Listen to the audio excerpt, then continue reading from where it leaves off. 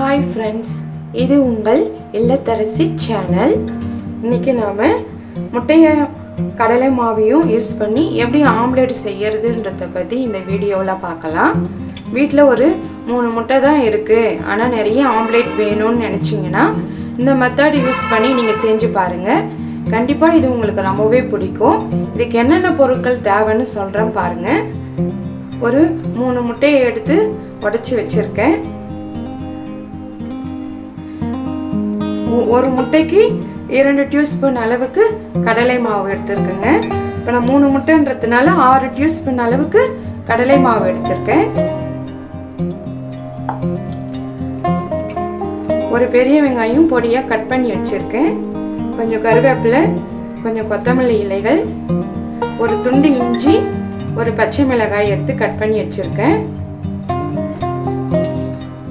கடலை மாவு கூட சேர்க்கறதுக்கு தனி மிளகாய் தூள் ஒரு 1/4 டீஸ்பூன் குறைவா எடுத்துக்கோங்க.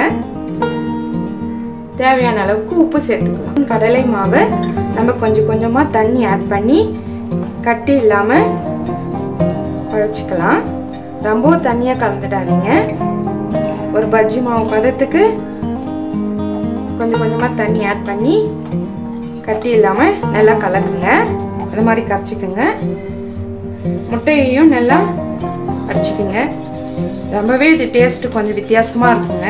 முட்டையை நல்லா அடிச்சுட்டு இப்போ நம்ம கரைச்சி வச்சிருக்கிற இந்த கடலை மாவு கூட இந்த முட்டையை ஆட் பண்ணிக்கலாம். இப்போ ரெண்டுத்தையும் நல்லா மிக்ஸ் பண்ணிக்கோங்க. வீட்டுக்கு நிறைய கெஸ்ட்டு வந்துட்டாங்க, உடனே ஆம்லேட் போடணும், முட்டை 2-3 தான் இருக்குது அப்படின்னா இந்த மெத்தட் யூஸ் பண்ணி நீங்கள் செய்யலாம்.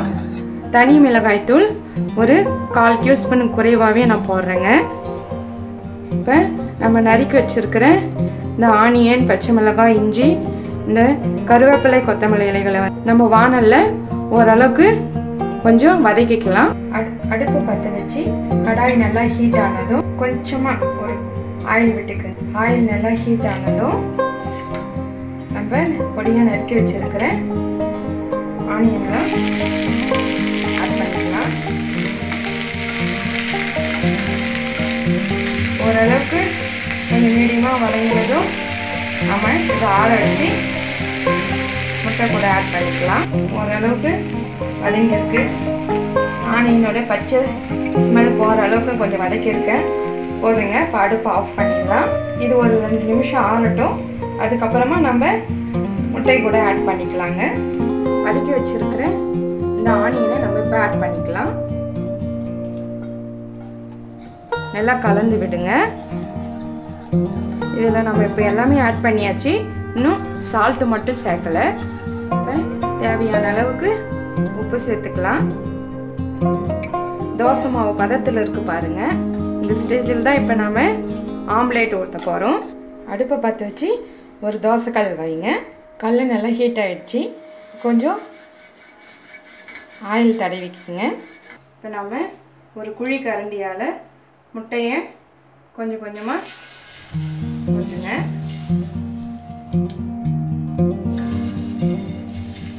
நல்லா கொஞ்சம் அகலமாக தழுவி விடுங்க. கொஞ்சம் நல்லா மெலிசாக ஊற்றுங்க. இப்போ கொஞ்சம் சுற்றி ஆயில் விட்டுக்குங்க.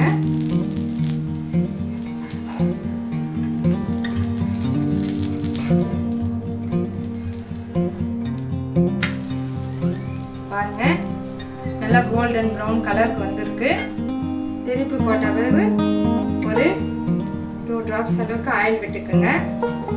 நல்லா வேகட்டுங்க. அடுப்பு கொஞ்சம் மீடியம் ஃப்ளேமில் வச்சுட்டு கூட மறுபடியும் திருப்பி போடுங்க. நல்லா வேகட்டும்.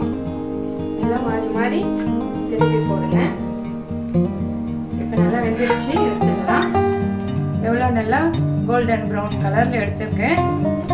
நல்லா வெந்திருக்கு பாருங்க. ரொம்பவே சூப்பரான கடலை மாவு முட்டை ஆம்லேட் ரெடி ஆயிடுச்சு. இது பெரியவங்கலேருந்து குட்டீஸ் வரைக்கும் எல்லாருமே நல்லா விரும்பி சாப்பிடுவாங்க. கண்டிப்பாக நீங்களும் உங்கள் வீட்டில் ட்ரை பண்ணி பாருங்கள். Okay, thank you.